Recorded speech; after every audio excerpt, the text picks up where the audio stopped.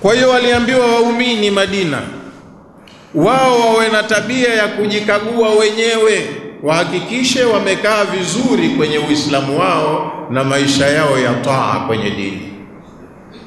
Wasisumbuke sana na watu ambao pamoja na kuwa wanawapenda lakini hawakubali wao wenyewe. Hichi ulichokiona wewe kina faida kwake yeye hakina faida, anakikataa. Kwa hiyo wakaambiwa chungeni nafsi zenu wenyewe, biislahiha, kwa kuzitengeneza hizo nafsi zenu, walmashi biha fi tariqil huda, tembeeni na nafsi zenu mzipitishe kwenye njia iliyongoka, njia ya uongofu.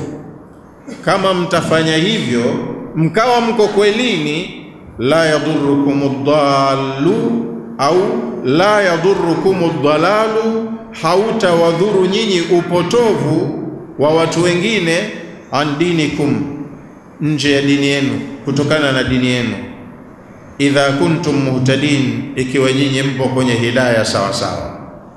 Kwa hiyo kaa katika dini yako, kuwa na msimamo, kuwa na istiqama, fanya ibada zako vizuri, halafu wajibu wako ni kuwafikishia wengine. Wafikishie pale unapopata nafasi, ongea nao lugha ya kuwashawishi, kuwarai, wape dalili na hoja, lakini uwezo wa kuwalazimisha huna. Na tumeambiwa la yakraha fi din, Allah hataki waingizwe watu kwenye dini kwa nguvu. Wewe madamu unakaa hapa utasilimu tu, ukitaka usitake, haitakiwi hiyo kwenye dini. Kad tabayyana ar-rushdu min al-ghayy, uongofu na upotofu ni vitu viwili viko tofauti. Mwenye akili anaweza kujua hii ndo haki na hii ndo batil. Wewe muonyeshe tu ishara kwamba haki ni hii, mpe hoja na dalili, halafu mwachie mwenyewe maamuzi. Usimforce, usimlazimishe. Wewe uilazimishe nafsi yako. Kama ndo uko kwenye uongofu kweli, uhakikishe unaibakisha hapo, isije ikatoka. Kuna vitu nyemelezi vinakuweza hata wewe ulioko kwenye haki vikakutoa hapo kwenye haki bila mwenyewe kujua. Kama qala ta'ala li nabiyihi sallallahu alayhi wasallam, kama Allah alivyomwambia mtume wake sallallahu alayhi wasallam. Mtume mwenyewe pia alikuwa anaambiwa, fala tadhhab nafsuka alayhim hasarati, usijiangamize mwenyewe nafsi yako kwa kuwasikitikia watu wengine. Kwa nini hawajaongoka? Kwa nini hawanifahamu? Utajipa maradhi ya presha bure, sukari itajaa, utakuwa mtamu kuliko asali, kwa sababu ya kuusononesha moyo. Kwa nini hawanielewi? Kwa nini hawajafahamu? Wewe wafikishie kiasi ya haja, halafu acha kadari ichukue nafasi yake. Wakala Abu Saudi, na amesema mwana wa chuoni mwingine Abu Saudi, wala yatawahamuna ahadun wala yatawahamanna ahadun anna fil ayati rukhsatan fi tarki al-amri bil ma'rufi wan nahyi 'anil munkar. Asije akatuhumu mtu yoyote katika Waislamu kwamba hii aya imetoa ruhusa ya kuacha kuamrisha mema na kukataza mabaya. Usije ukaelewa hivi. Asije akatuhumu mtu yoyote kwamba hii aya imetoa ruksa, wewe watu na mambo yao waachie tu wenyewe, usiamrishe mema wala usikataze mabaya. Haina maana hiyo. Umeambiwa kama wewe uko kwenye hidayah, ujilinde wewe zaidi, ujikague zaidi. Upotovu unaopotoka hautokudhuru madamu wewe uko kwenye uongofu. Lakini kufikisha ni wajibu, na nimesema fikisha ukipata nafasi. Jenga hoja, onyesha dalili, na si siku moja ukasema imetosha. Fanya kila utakapopata nafasi, lakini usilazimishe. Imefahamika hiyo eh? Kwa hiyo asije akasema mtu kwamba hapa kuna ruksa, we mambo ya watu wenyewe waachie tu. Fa inna minal jumlati, hakika katika hii sentensi, al-ihtida'u an yunkara. Fa inna minal jumla, hakika katika hii sentensi, al-ihtida'u, kuna maelekezo au mwongozo, an yunkar, ambayo yanaweza yakapuuzwa. Kuna mwongozo wa kumfahamisha mtu, kuna mambo mengine unaweza ukayapuuza. Fikisha, amrisha mema, kataza mabaya, lakini mengine unaweza ukayafumbia macho. Waqad ruya, imesimliwa hadithi, anna Siddiqa qala yawman, Abu Bakar Siddiqi siku moja alisema ala alminbari, alipokuwa ni khatibu anahutubia kwenye memba, alisema ayuhan nasu, enyi watu, innakum taqrauna hadhihi alaya, nyinyi katika kusoma kwenu Qur'ani munaipitia hii aya, munaisoma aya hii, watadaunaha ghaira mawdiha, na mkiisoma aya hii munaiweka mahala sipake. Wa inni sami'tu Rasulullah sallallahu alayhi wasallama, na mimi nimemsikia mtume wa Allah sallallahu alayhi wasallama, qala, kasema, inna an-nasa idha ra'aw al-munkara, hakika ya watu watakapouona uovu, falam yughayyiruhu, wasiushughulikie kuondoa, ammahumullahu biaqabihi, Allah atawaadhibu wote, anawachanganya wote kwenye adhabu yake, wanaojua na wasiojua, wema na waovu. Uovu unanawiri, unashamiri, watu wakaunyamazia kimya, wenye uovu ndo wakawa wana nguvu, wale wanaochukia uovu wakabaki kimya. Allah akichukua hatua, adhabu yake itawaenea wote walioongoka na waliopotoka. Hiyo ni hutuba katoa Abu Bakar Siddiqi kwenye mimbar, akimaanisha aya hii watu walikuwa wanaielewa vibaya.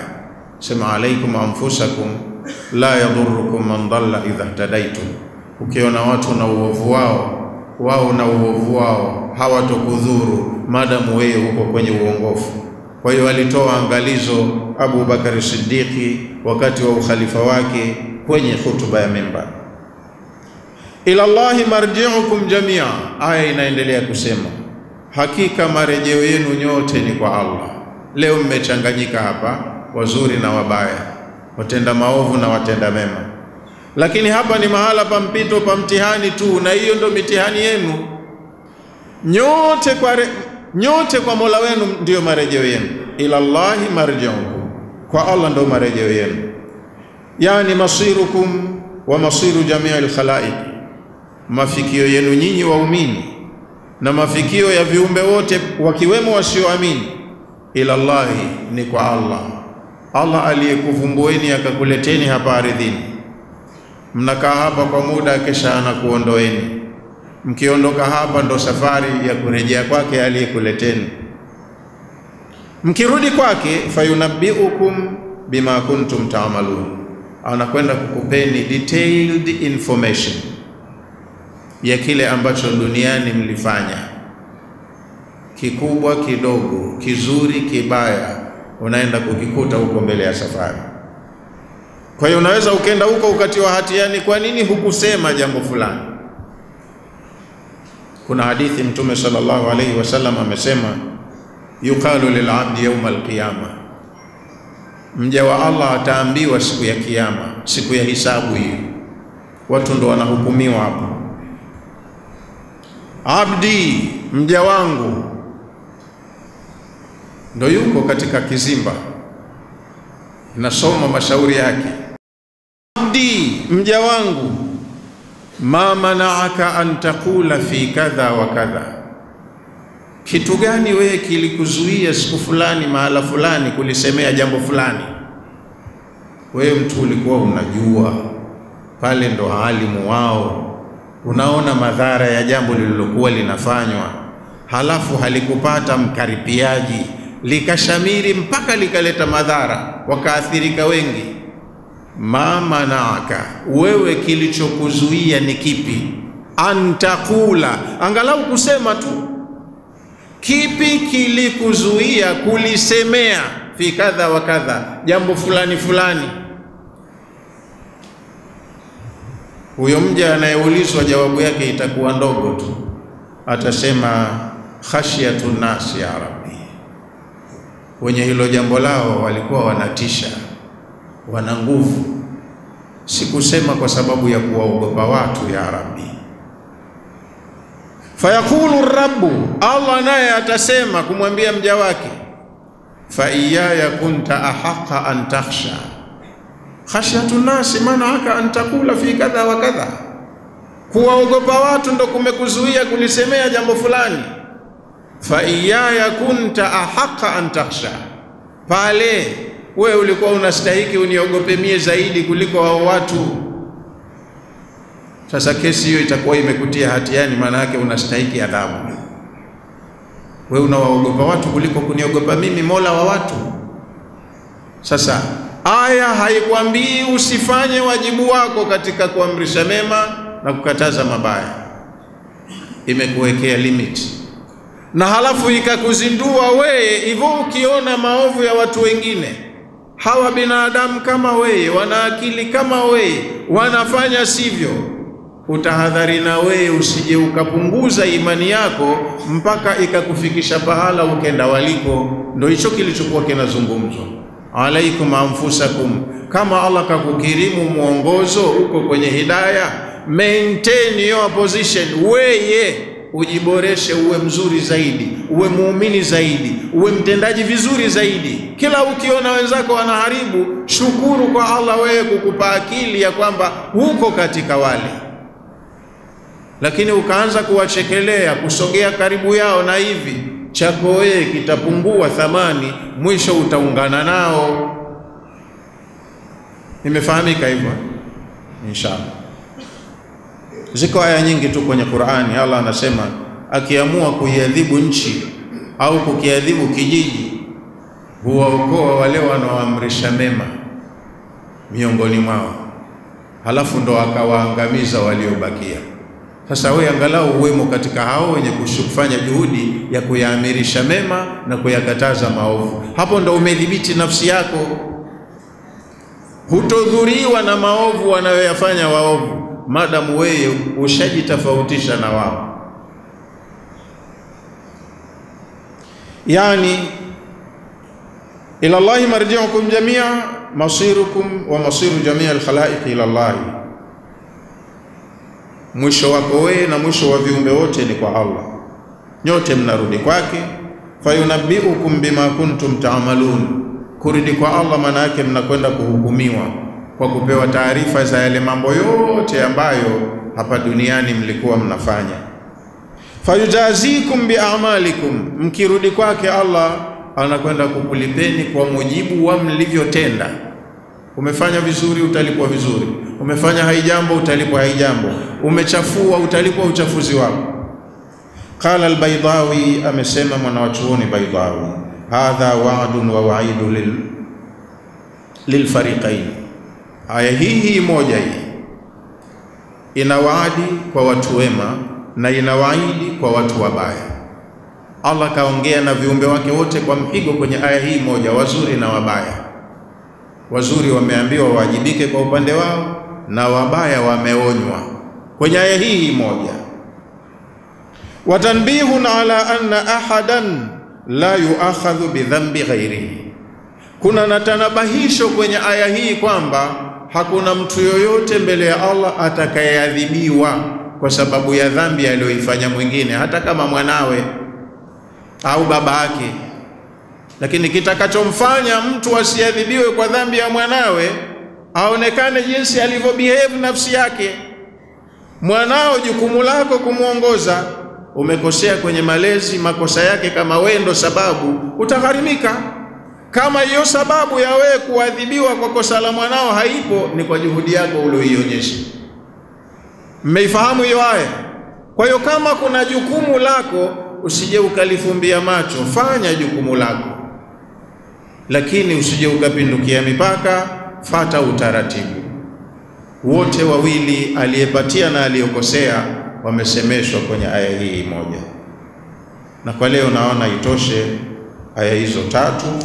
Narudia tena mara moja, tufunge darasa yetu inshallah. Bismillahirrahmanirrahim.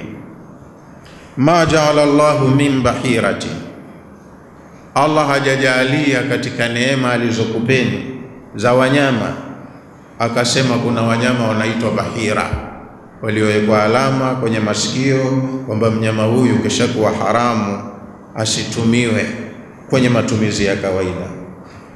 Wala saibatin, wala hajajalia katika wanyama kuwa kuna saiba, yule ambaye mwenyewe kaweka nadhiri, mimi nikipata tuliwa jambo langu hili mnyama wangu nitamfanya hivi. Hakuna hicho kitu.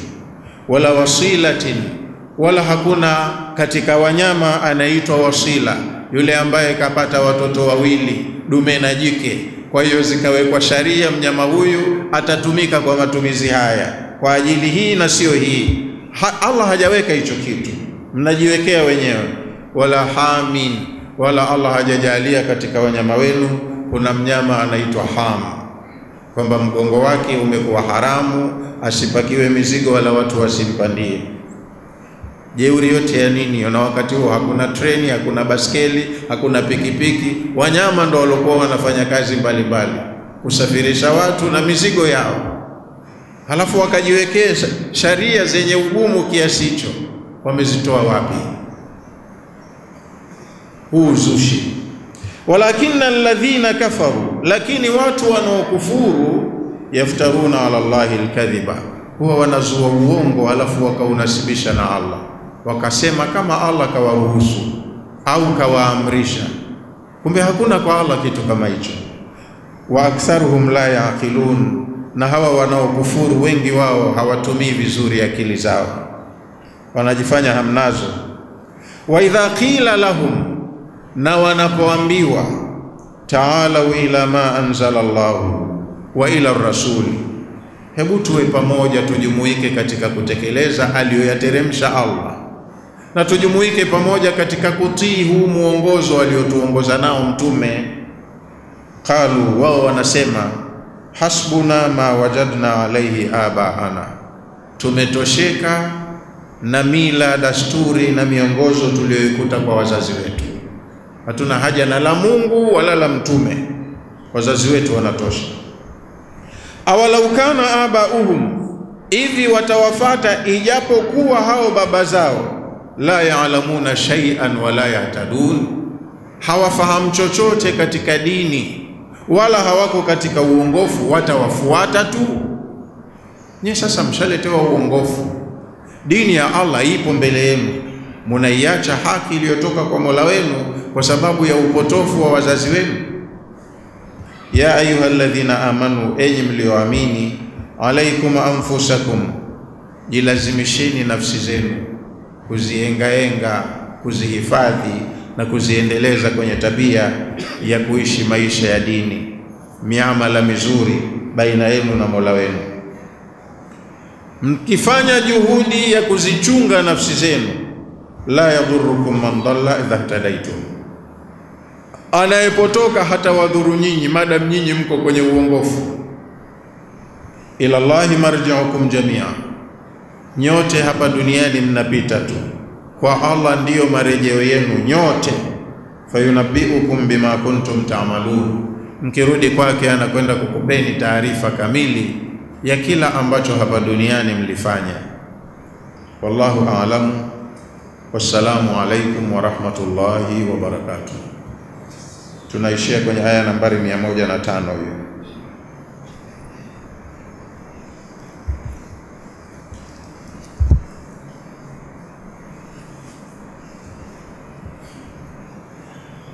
Bismillahirrahmanirrahim. Alhamdulillahi rabbil alamin, wassalatu wassalamu ala rasulillahi sallallahu alayhi wasallam. Rabbana taqabbal minna innaka antas samiul alim wa tub alayna innaka antat tawwabur rahim waghfir lana warhamna innaka antal ghafurur rahim. Rabbana ighfir lana dhunubana wa israfana fi amrina wa thabbit aqdamana wansurna ala alqawmil kafirin. Rabbana jammilna bil afiyati was salama وحقق لنا التقوى والاستقامة وأعذنا من موجبات الندامة إنك سميع الدعاء.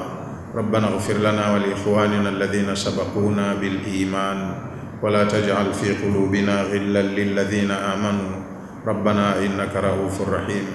ربنا اغفر للمؤمنين والمؤمنات والمسلمين والمسلمات الأحياء منهم والأموات برحمتك يا أرحم الراحمين. wa sallallahu ala nabiyyina Muhammadin wa ala alihi wa sahbihi wa sallam. Alhamdulillah.